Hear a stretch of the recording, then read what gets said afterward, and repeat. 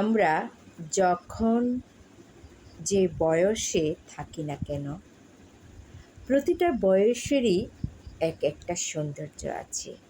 তাই আমরা যখন যে বয়সে এসে পৌঁছে যাই, তখন ঠিক ওই বয়সটাকেই উপভোগ করা উচিত।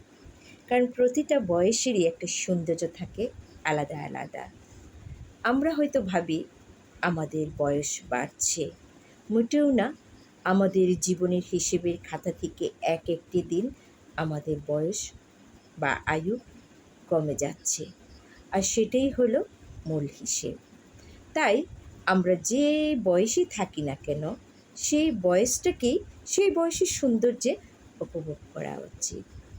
আজ থেকে আমি কিংবা আপনি, ধরুন ৫ বছর আগে আমরা যেমন ছিলাম, কিংবা আমাদের মন মানসিকতা যেমন ছিল, ঠিক ৫ বছর পিছনে ফিরে এসে দেখি আমাদের বয়সটাও সে আগের মতো নেই, কিংবা আমাদের মন মানসিকতা চিন্তা চেতনা সব কিছুর একটা পরিবর্তন ঘটেছে।